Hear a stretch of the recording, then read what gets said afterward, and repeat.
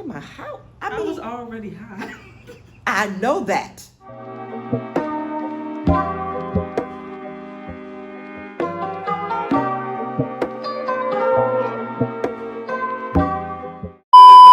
Why are your feet so ashy? Here, can you tell me why this girl has this? So today, we're going to be doing this little experiment of questions Okay. for my mom, With her mom. with my mom. The first question that I have, what's one thing you would have done differently as a mom? Probably whipped y'all more. Tight nigga. Okay, we done talking. I'm just kidding. I'm kidding. Actually, nothing. The experiences, I enjoyed everything about being a mom. The good and the bad, the ugly. Why did you choose to be with my father? He was fine. He was so damn fine. He was. And I chose to be with him because I liked the way he treated me and that I couldn't dominate him, which was a characteristic I was trying to avoid at the time. Dominating guys. Maybe that's why you are. Gay! Never mind. It's another topic. In what ways do you think I'm like you and not like you? So let's start with the like me. And your directness is like me. Your beauty is definitely like me. Let's see. Your creativeness is like me. What's not like me is your forgiveness.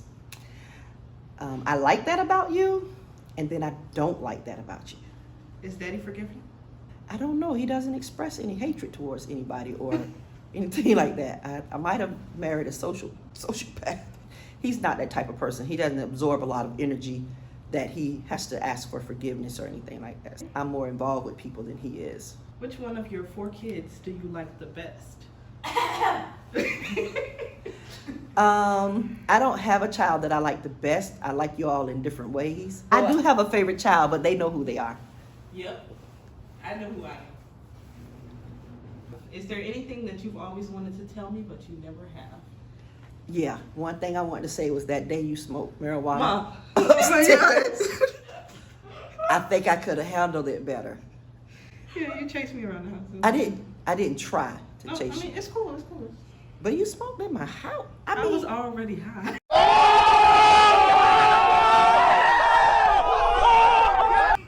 I know that. I don't have any guilty feelings about things that I've handled with you.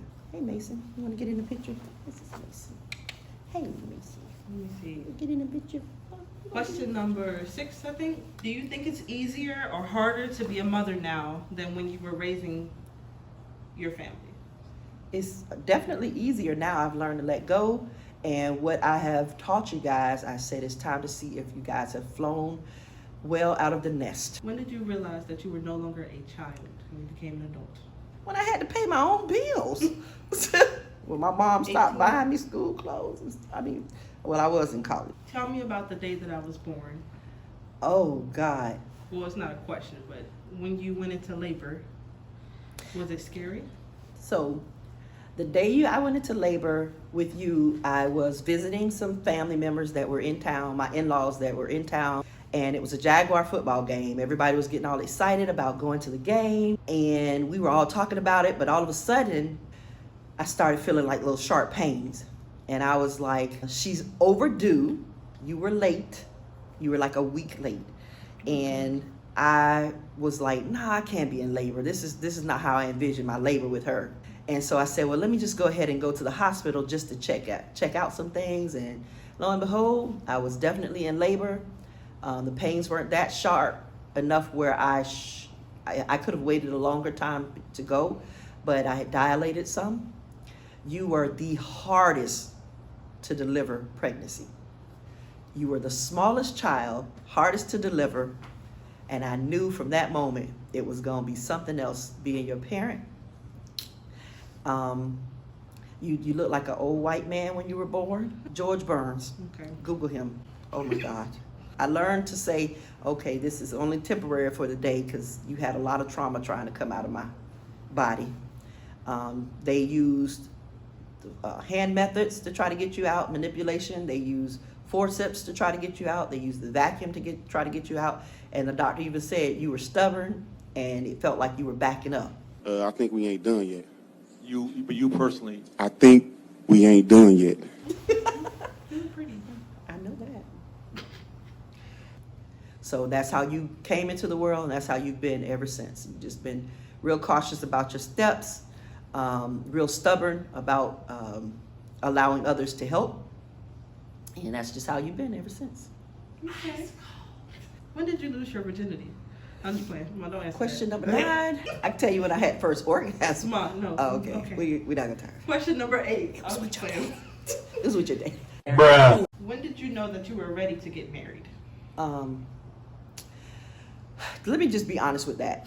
I grew up in a household with both of my parents, and I just honestly just was like feeling like I didn't need a partner, a man, or anything like that. My thing was to finish college, finish my master's degree, have a child at 27, and I didn't really want a man in my life at that time because I didn't want him to interrupt how I was going to raise my child.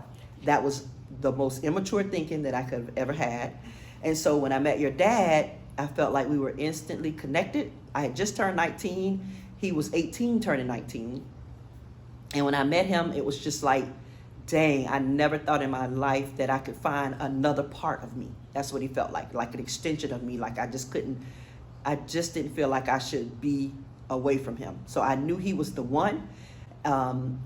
Then I got pregnant, and then I thought, oh, should I do it the textbook way now? You know, just like pregnancy, spouse, all of that. We made the decision he was in the military, and we made the decision to say, okay, we're gonna get married. We did, and it was just the best decision. I knew that he was the one. As far as when we were gonna get married, that was just something that would have happened eventually. What was the first year of motherhood like for you? Learning, I realized that I couldn't send her back. She was so beautiful and such a easy baby. Like I didn't have difficulties having her, and she didn't keep me up all night.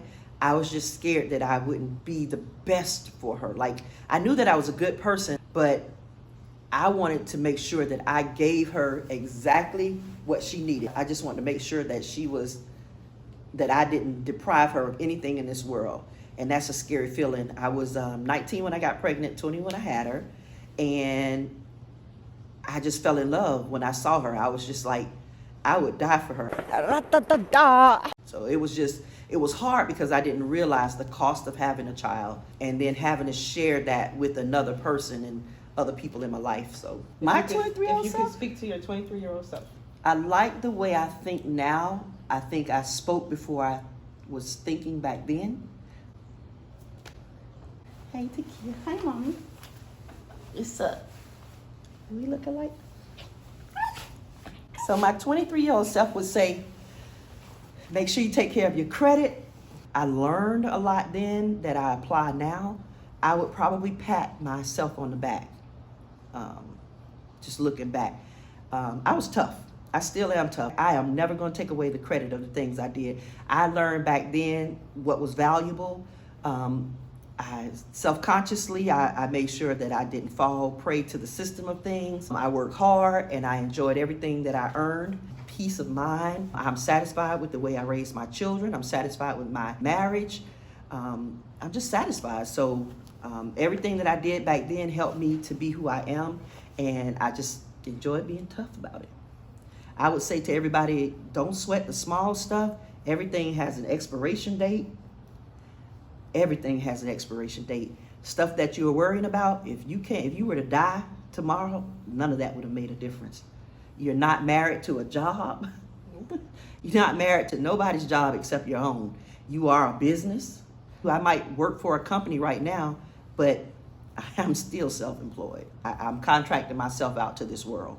So if I were to die tomorrow, I can't change anything. So all I do is embrace everything that I do.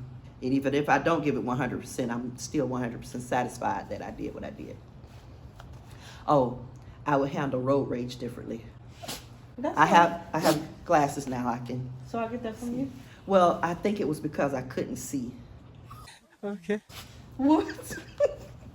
I really So we're gonna blame it on the video? glasses. I thought it was everybody else's fault, but everybody can't drive wrong, so I really think it's me. Mason, come on. Hey, Poochie.